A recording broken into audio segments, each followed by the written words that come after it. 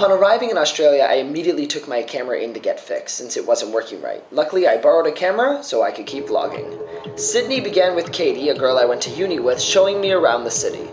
And then, on the spur of the moment, I hopped on a plane and was off to Melbourne to stay with Joel and Sophie.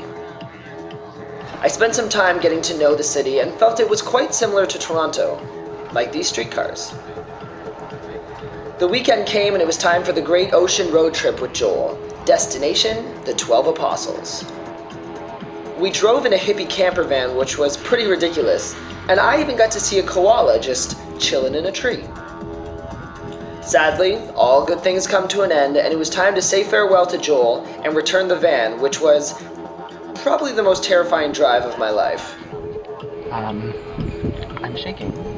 I flew back to Sydney and made it just in time for Australia Day.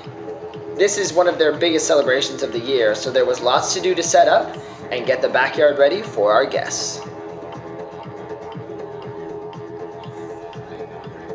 The festivities started with some good old Australian trivia. Thank you, Margaret.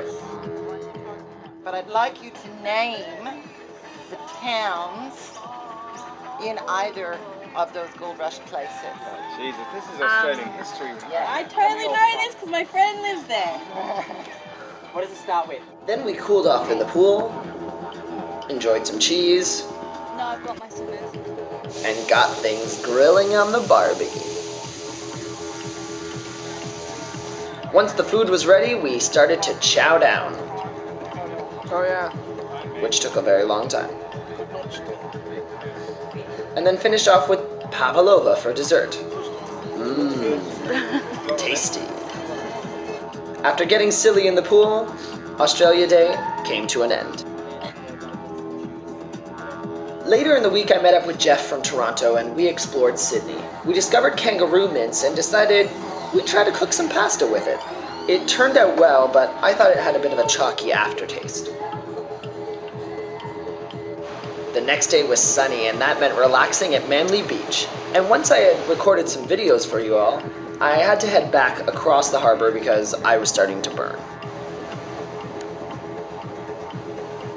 That's the Sydney Opera House, and that's where the Prime Minister of Australia lives. Fancy. On my last day in Australia, the family that took such good care of me took me down to the Circular Quay at the harbor, and we went for a crazy jet boat ride. This jet boat went speeding through the harbor and you get soaking wet. So I decided to leave my camera back at the port.